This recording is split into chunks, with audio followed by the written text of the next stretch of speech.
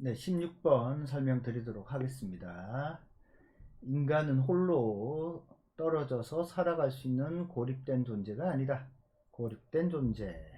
인간은 사회 속에서 태어난다.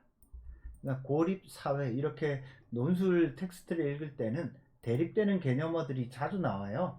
그러니까 여러분들이 이 대립되는 개념어에 예민하게 반응하셔야 돼. 고립 사회성, 긍정 부정, 뭔가 자유 평등, 효율 형평, 이런 대립되는 개념어가 나오면 항상 꼼꼼하게 읽어낸다라는 습관을, 그 대립을 의식적으로 생각하면서 읽는다는 생각을 하셔야 됩니다. 그래서 사회 속에서 태어나 많은 사람과 더불어 살아갈 수밖에 없다. 그래서 인간은 제각기 각자의 목적이나 욕구에 따라 행동해. 목적, 욕구에 따라 행동하지만 필연적으로 다른 사람과의 경합관계가 발생해. 경합관계가 발생하는 이유는 뭐예요? 개별적으로 고립된 존재이면서 동시에 사회 속에서 살아가는 존재거죠. 즉 사회 속에서 살아가는 존재지만 근본적으로는 자기의 욕구나 욕망을 가진 존재이기 때문에 뭐가 발생할 수밖에 없다? 경합관계가 발생할 수밖에 없습니다. 경합, 경쟁하고 합치는 관계라는 뜻입니다. 그 이유는 개인이나 집단이 추구하는 여러가지 사회적 가치의 희소성 때문이다. 결국에는 사회 속에서 인간이 살아가는 경합관계가 발생하는 가장 큰 이유는 어디에 있다? 사회적 가치의 희소성. 뭔가 가치가 있는 것들은 희소하다라는 거죠. 즉 생존을 위한 물질적 욕망을 비롯하여 권력, 명예, 허영, 이런 것들까지 인간의 욕망은 무한한데 비해 이와 같은 무한한 욕망을 충족시키기 위한 한 사회가 제공할 수 있는 자원은 유한하기 때문. 그래서 이 글에서는 인간은 어떤 존재다? 욕구, 욕망하는 존재, 경쟁하는 존재. 왜? 사회적 가치의 희소성 때문에, 자원은 유한하기 때문에 인간은 사회 속에서 경합관계, 경쟁할 수밖에 없다. 경합관계에 노출될 수밖에 없다. 인간의 사회관계는 경합관계일 수밖에 없다. 이런 맥락의 말이 들어가면 되겠습니다. 왜냐하면 자원은 유한하고 그 결과 사회적 가치 또한 희소성을 띨 수밖에 없기 때문이다.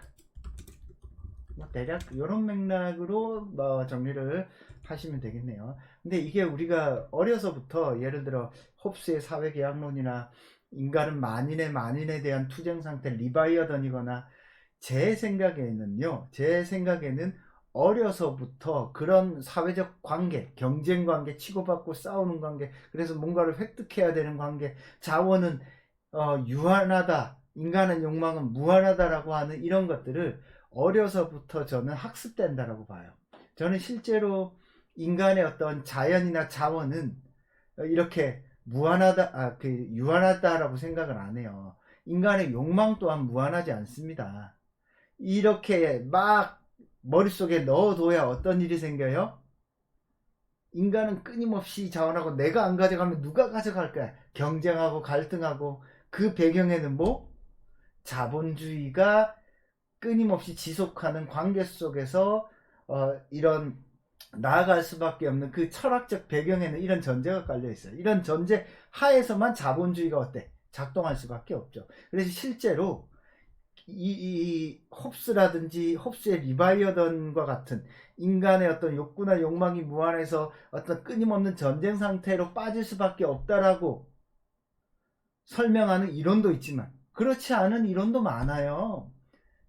대표적으로 동양 철학은 그렇지 않잖아. 그죠?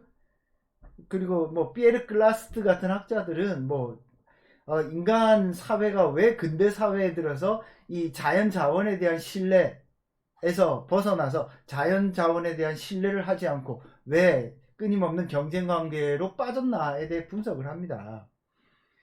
그래서 우리가 어떤 텍스트를 읽고 교과서에 있기 때문에 그것이 정답이라고 하는 생각을 아예 버려요. 논술에는 심지어는 그래서 우리가 교과서에서 배운 내용들 있죠. 이것들을 비판해보라고 하는 논술 문제도 가끔 나옵니다. 그러면 학생들 당황해. 교과서에서는 이거를 당연하다고 여겼는데? 예를 들어 윤동주의 서시를 한번 비판해 보세요. 가를 참고해서 이런 문제들이 나온다니까요. 그래서 논술 공부하실 때는 단순히 내가 교과서에서 배웠기 때문에 아는 것이 아니라 어떤 주장도 어떤 논리도 그냥 타당한지 아닌지를 그냥 의심하면서 항상 읽는 습관을 들이셔야 됩니다. 이 제시문의 필자의 논리는 이런 걸 띄고 있지만 여튼 저는 이 논리에 동의하지 않는다. 알겠죠? 무슨 말인지.